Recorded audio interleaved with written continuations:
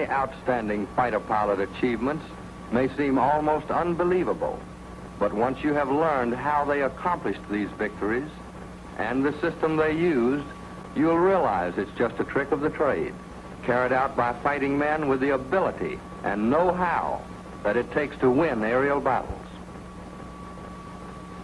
This picture is designed to take the mystery out of how our VF pilots knock down enemy fighters.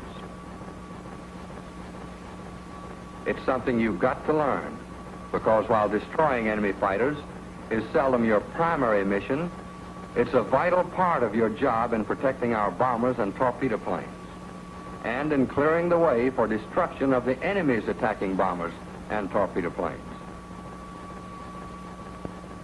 Enemy single-seaters are your toughest competition. Usually they'll be about on a par with your own equipment. Small ships, very fast and maneuverable. You have to fight them with your head, using your judgment, your skill in plane handling, and your superior gunnery to turn the odds in your favor. In fighting another fighter, you have to make the handling of your plane practically automatic and concentrate on watching the enemy.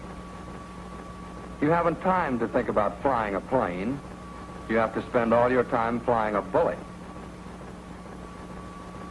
Complete your checkoff list before you go into action.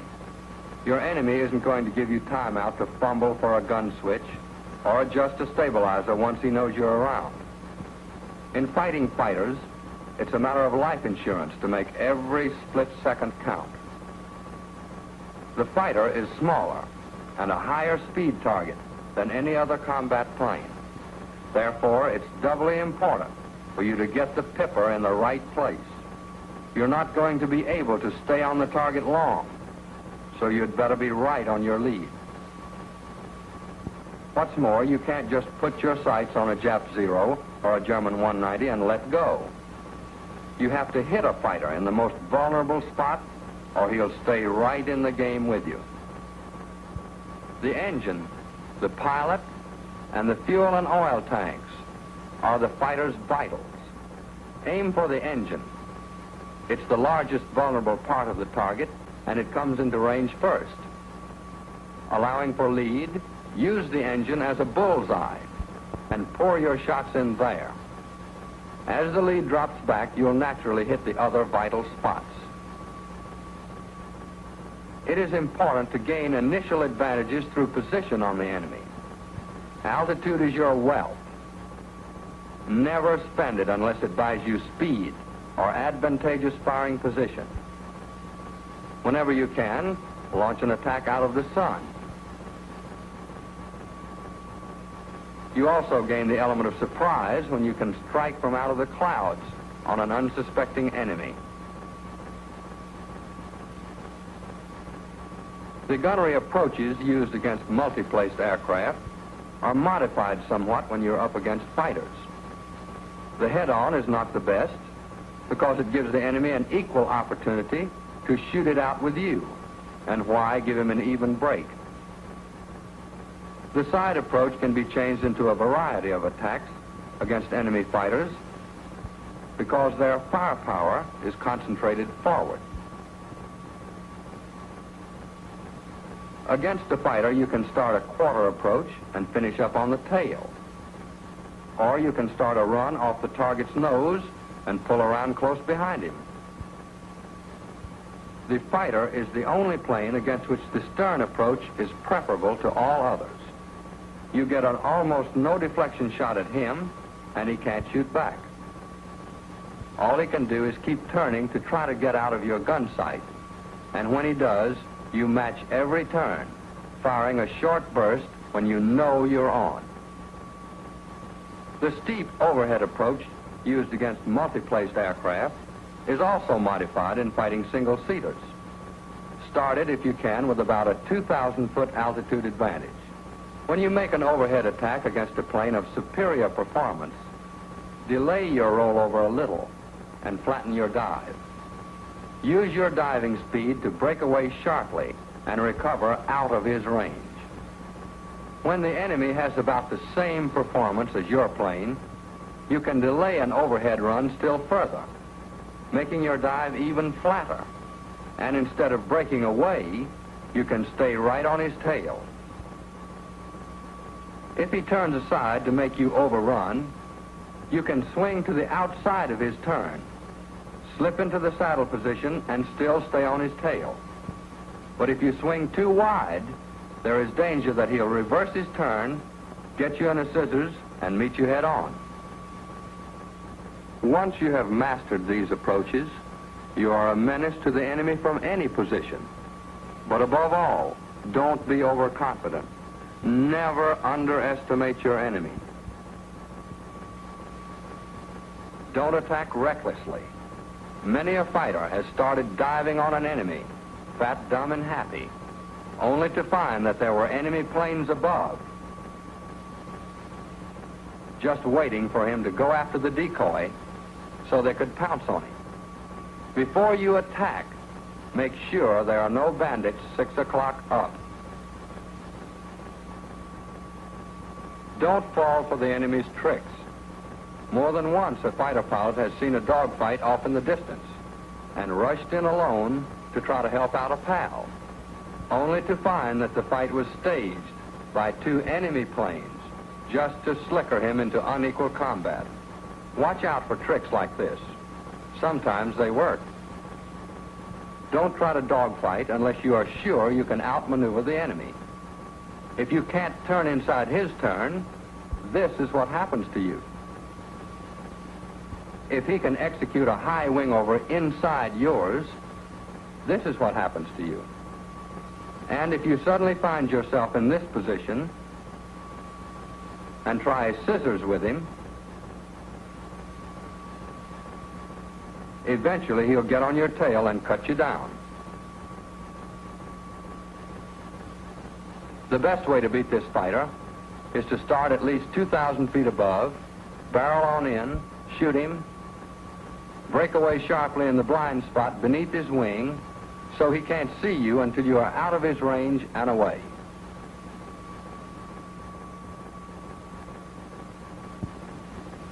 There are defensive tactics to use against an enemy with superior maneuverability, and you will see how they work in the following picture of this series.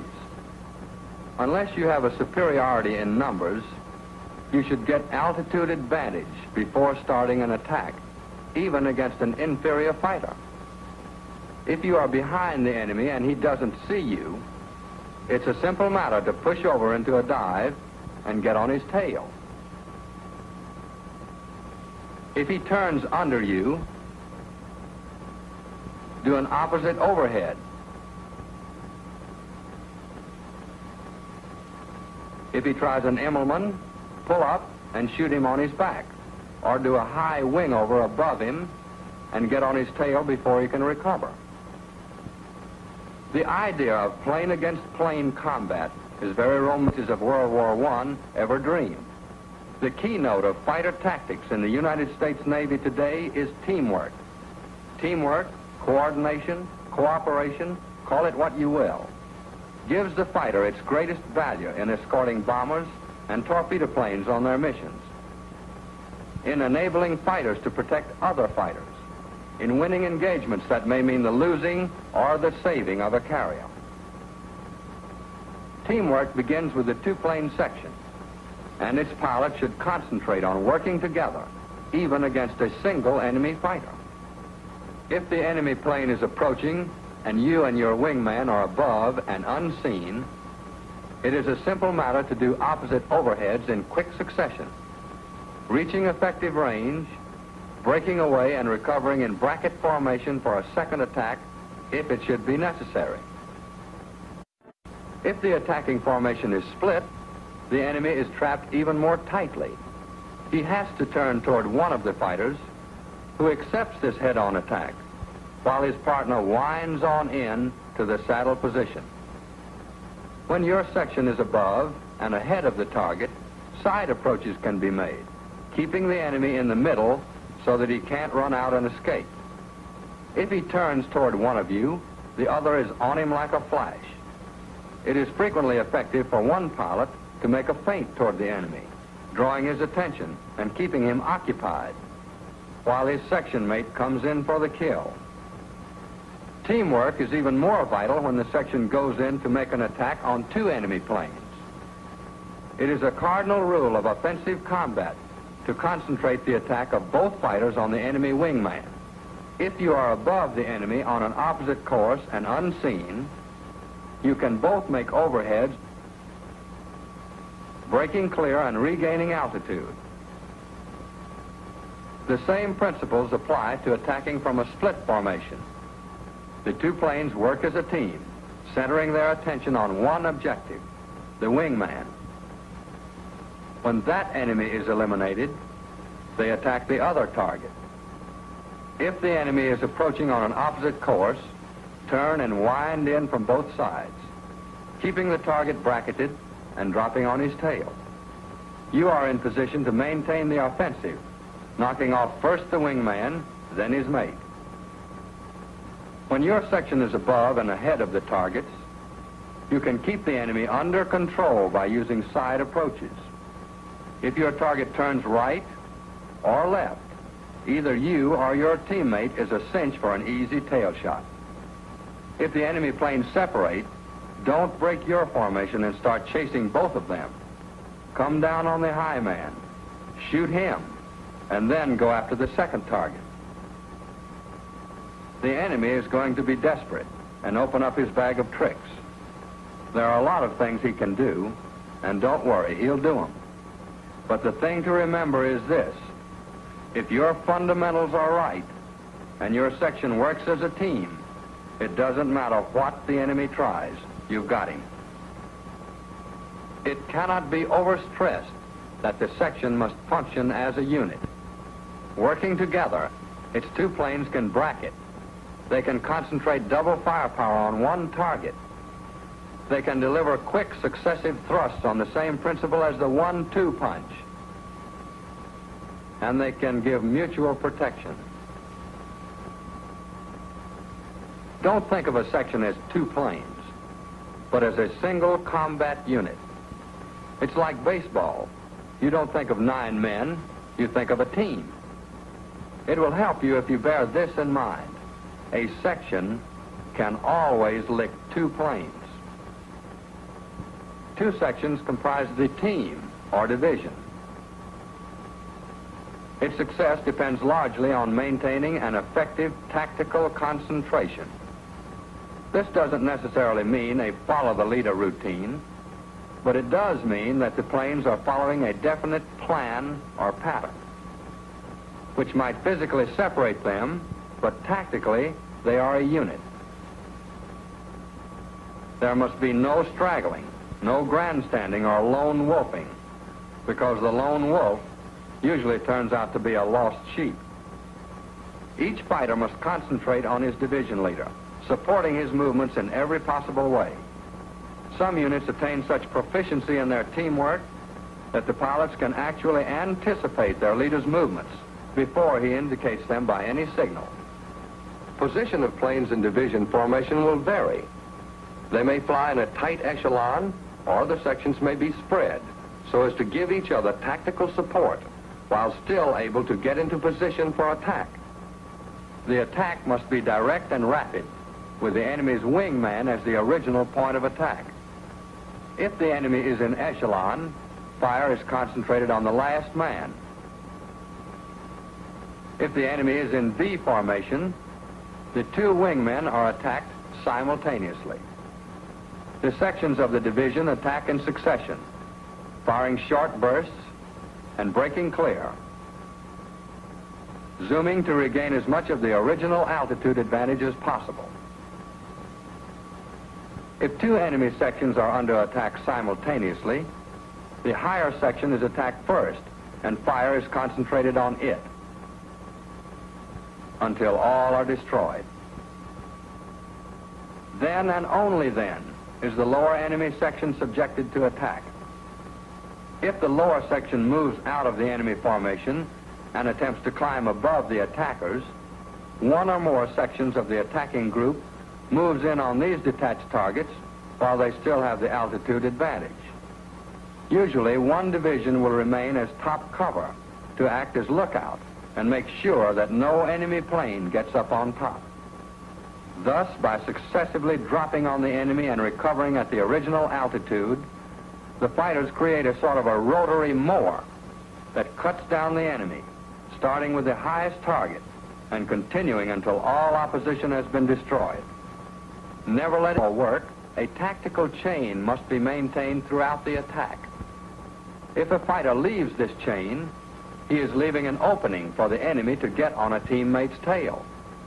Breaking the chain causes the flight commander to lose tactical control, and the fight degenerates into a melee of individual dogfights. 1918 model. Attack in sections, in divisions, or in squadrons. The fundamentals of their offensive combat tactics are the same. Coordinating a fighting squadron, like a pro football team, means the individual members must first learn to work together. Results will come only from constant and rigorous practice.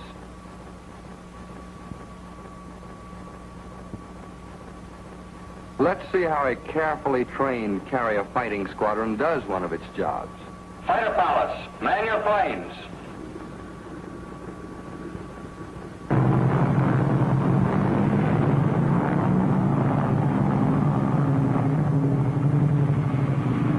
Two 12-plane flights of fighters are launched to form a combat air patrol.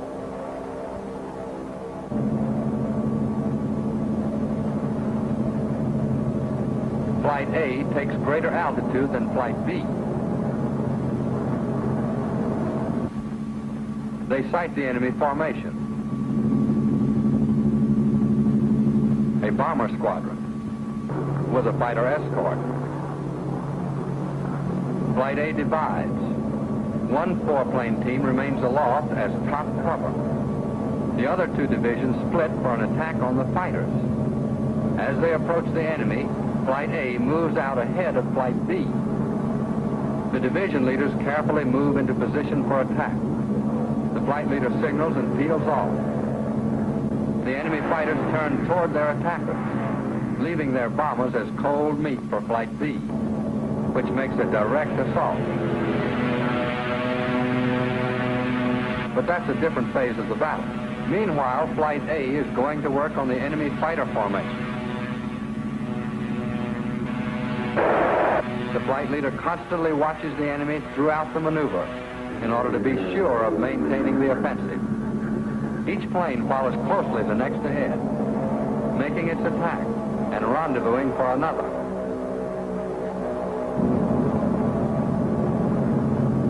As the last plane of the 1st Division makes its attack, the leader of the 2nd Division follows close behind. That rotary mower is at work here, knocking them down one after another. Some of the enemy fighters break clear and try to gain altitude. The team immediately focuses its attention on them as soon as they become the high target.